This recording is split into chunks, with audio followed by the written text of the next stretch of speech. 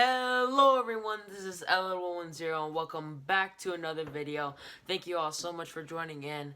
And well, you see, I have not been uploading some regular videos while I've been uploading some, some live streams and stuff. And I was planning on having a video up yesterday, but to be honest, when I was making the video, it was like an anime quiz.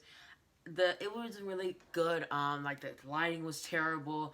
You could barely hear us. Like literally, the music in the background, it was at 1%. It was basically nearly the same level as how we were speaking. It was awful, and the questions weren't even that good. Well, it was not really the questions, it's just how we acted. So yeah. So I have not been able to put up a video today. Uh, so I was just wondering. I was like, what could I do? And then I was like. And then today I got a volume, and as you can see from the title, you know what volume I got. And that's what the premise of the video is. Today I will be talking about the Demon Slayer manga.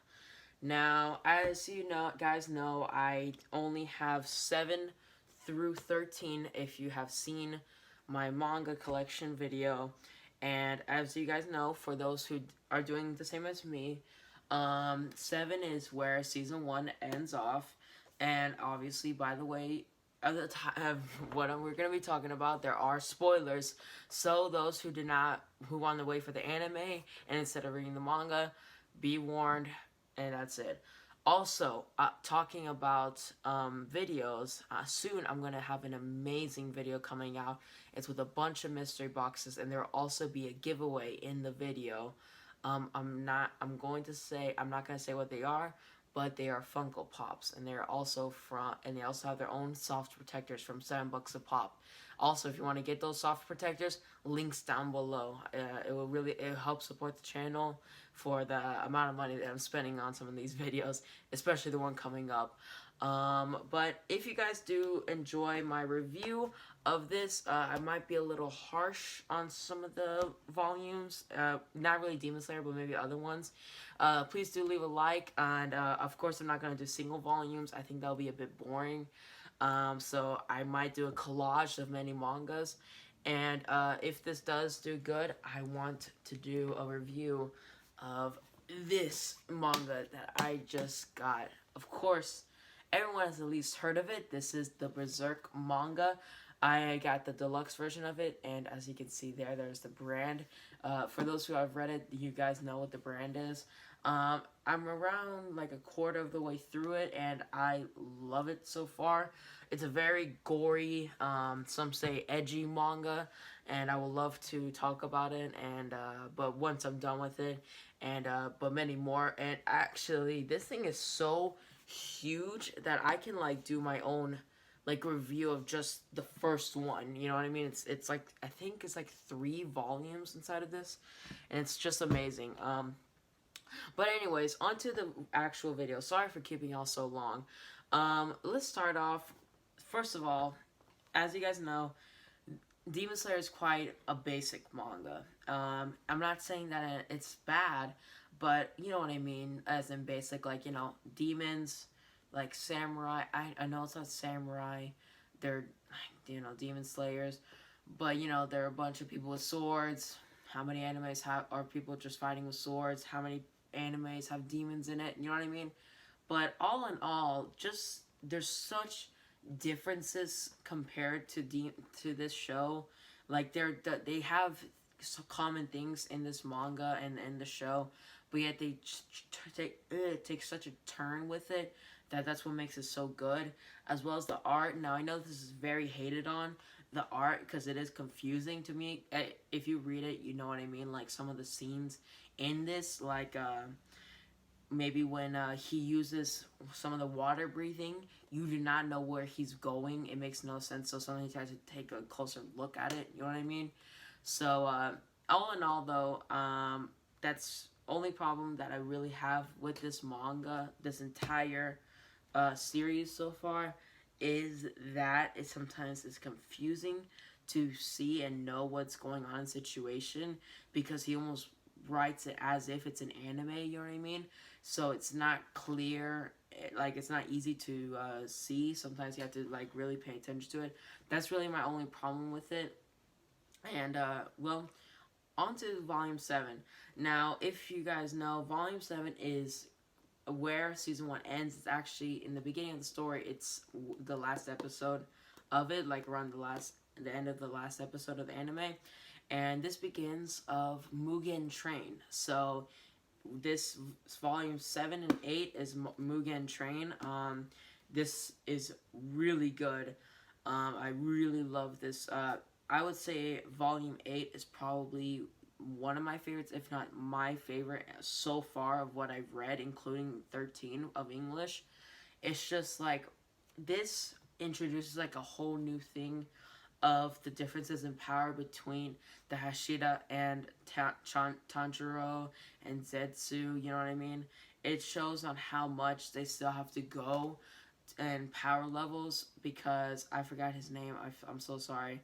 I should have done my research before this video, but this is still one of my favorites. This is one of my favorite Hashiras.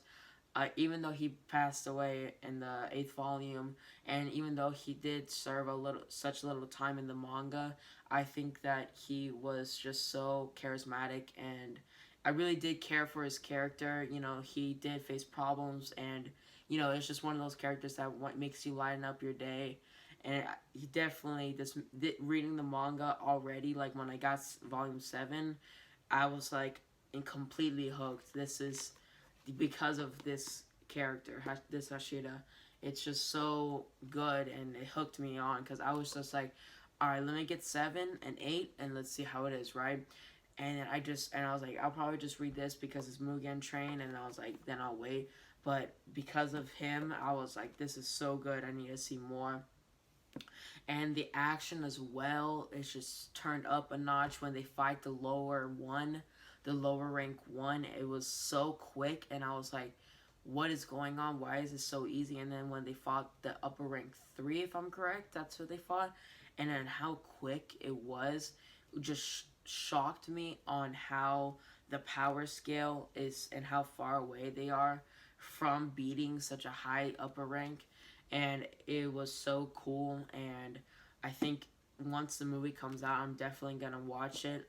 It's just that amazing, and so if I do not regret this at all. And this is where we get to, I just love all the Hashiras except for the 12-year-old one. Now, if you guys, I forgot all the Hashira's name except for one.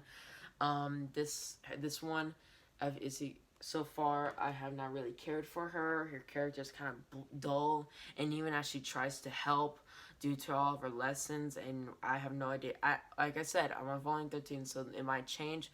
But as for the time being, like, I know she's gone through something, but I still don't really care for her character. It's not really any entertaining or any emotion.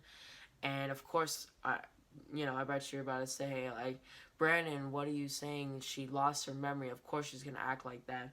Well, I think in a dire situation where everyone's getting killed and she's having to save anyone and she has spikes going through her face, I think you will have more emotion. So I think it's just a bit dull with her character, and that's a problem with me. And now we have, I think this will be the longest fight in so far in Demon Slayer's anime, the 3-volume upper rank 6 fight, if I'm correct. This is the upper rank 6 fight. This fight was so good. I loved it. It was so fun to read. And this is one, also, I love this Hashira. It says Uzui, or it says Uzui? I don't know how to say his name. Except the difference with this in the manga is, as you guys know if you read it, the flamboyant part. I was trying to find flamboyant, him trying to say the word flamboyant. But in this one, it's just him saying, like, shiny. Just, like, trying to be, like, bright and everything. I mean, as you guys know from the character, all these jewels and everything. And what made me laugh all the time was, like, he's so serious, but it's so funny at the same time. Like, he has 3 wives. It's just so random, and how he's trying to take his situation seriously, yet he jokes on Tanjiro and everyone else. and just like his character, how much he cares about people, but yet he doesn't show it. And it's just this three, as well as the upper rank 6 fight, like just the demons themselves, I also cared about, which I really do like. I really do care on how a villain acts, like how they are. I want to care about the villain, because if I don't, what's the point? So that was the difference in this, actually, because the lower rank 1 was killed immediately, so I didn't really get to know a lot other than that she felt disappointed. And the upper rank 3 just came in for a short time and left. And that's not really a lot either. So, but this took a whole turn, and we got to know more about the characters that they were fighting, and that they were, since just because they were demons does not mean that they didn't care for one another, and they're doing it together. Everything that they've been through was more than just killing, you know what I mean? That they actually cared about each other, even though they fought for each other, you know what I mean? So, and just this fight sometimes felt a little repetitive, and well, not repetitive, it just felt like the same thing over and over again, because on how long it was. I don't know, I feel like maybe the author at one point, the creator, Kimetsu Yaba. Oh, I'm so bad at Japanese names. I'm so sorry, guys. I bet some of y'all are cringing at this.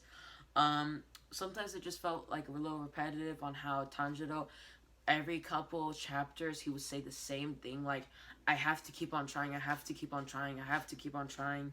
Like, that's all he would keep on repeating. And yes, I know that's like, him trying to be like persistent and all, but he never really said anything else. Like, it was always the same thing, like, oh, but I have to slash him again, like, I have to hit him one more time. And then it failed again, and then it kept on doing it again and again. And it was just like, that was the only part that I was like, okay, anything else? But this volume was also amazing. This is where I was like, holy crap, like, Nezuko, if she wasn't useful already, she became insanely crazy in this volume. I mean, as you can see from the art, like, she just completely got her blood demon art, like, fully out. While as in the anime fight with the lower rank 8, if I'm correct, that was the name. I forgot. Ryu? She was barely able to use it. But this, it was just like when she fully accepted the power and used her blood demon art, it was insane. Like, this was amazing. The art was amazing. It definitely did do a huge turning point in the manga. When I read it, it was not just a bunch of swords fights, and it was demon to demon, and it was amazing, amazing fight when that happened. This, all in all, this is also amazing. I love these 3. I love the fight, everything, and the Hashira was also. This is my second favorite. I know we haven't seen a lot of Hashira so far, but for the other one that's gonna come up right now, it's not really anything for me. Oh, I forgot to say. I don't know if no, she's not in this one, is it? Is she Mitsuri? Hold on, let me try to find her. Yeah, her. This character, Mitsuri. This character, I love her for the little time that I've seen her, and it's just such a different take on Hashiras, because everyone is usually kind of like, of course, the other one from Volume 8 was very happy, but energetic, but yet there was also like kind of like a dark, serious side to him. But yet this Mitsuri was always, it's such a turn, because almost all of them are very dark and grim, and sure, they all have hope, but yet they also just have a sort of feeling damned down, you know what I mean? Like, they can't take some situations like lightly. They have to be so mad and worried and stuff, while Mitsuri just puts a whole different take on it. Even though that she is in a dire, like, hard situation from volume 13 and 12, not really 12, 13 actually, my bad. She's still very happy, and she tries to support everyone with her happiness and kindness. That it's just so funny to see her, because Genya, this character, couldn't even be mad at her because she's so kind that it's just like, why would you want to? Now, after the 3-volume fight of with the upper rank 6, This volume was kind of like a catch up, and it was basically showing the new Hashiras, Mitsuri, and this one, I forgot her name.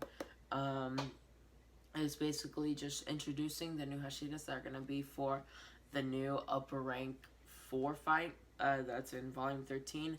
And it was just to get everything ready and prepare, like get Chanjiro, Zetsu, and my gosh, I suck at the names. Why do I suck at the names? For I wanted to do the video. Get them ready for the new fight, which so far I think it hasn't ended at all. It hasn't ended yet. And so far they've already killed, I think, one of the Hashiras. I don't know. It ended off like with a cliffhanger this volume. I wouldn't be surprised if the demon doesn't die, but it's literally the volume 13. It like starts off automatically fighting. This is like only fighting. There's like not a page of where there's not a scene where someone's like freaking out or running or fighting. Like there's none of that. There's no relaxation in this volume. Even like it's just, this is really good. It's 2 Hashiras, Tanjiro, Nezuko, and then it's against 2 upper rank demons. If I'm correct, it's upper rank 4 and 5. I do not know. Correct me if I'm wrong. I know that it's a vase one, and this one was pretty cool. I just read it actually, and that's what made me get to the review. This one was pretty good. And I think I was extremely shocked when Genya became a demon. That was insane. So that means that I don't think he's a full-on demon like Nezuko is. I think he has partial abilities to where that he can enable himself to have regenerative powers, and that's it, because he can still control himself while Nezuko has a hard time. You know, when she looks at blood, she kind of wants to get it. She really wants to get it, but I think he's like 50-50. So this Genya's really cool. And very, very aggressive also. And Mitsuri and the other Hashira is starting to change a little bit, but it's just like really nothing is going on with her. I mean, she's doing stuff. She's fighting one of the upper ranks one, but yet there's really nothing about her character still that makes me want to care about it. I really don't want Mitsuri to die. I'm worried because I just feel like that this anime is gonna get more and more cruel as it goes out. Like Uzi almost died, and I feel like either Mitsuri. I don't think Mitsuri's gonna die. I don't think so. I hope not. Please, for those who have read the Japanese ones, do not spoil it for me. I know that the ending, I know that Demon Slayer is already done, but I just do not want to get the ending spoiled for me. That's like the only one good thing about this spoiler, not about the no comment section. It's like just that no one can spoil the ending for me, and if you do, I hate you. But so far, the introduction, this page has one of the best art scenes in it. If I can find it. I think I found it. I think I skipped through it. But this has one single page where it just covers the entire thing, the entire 2 pages, and it's so beautiful, and it was so cool to read. And the art just keeps on getting better and better, even though it's so rushed. I feel like the creator is getting extremely rushed because of how popular it is. But it's extremely good. And that's where I'm going to end off the video.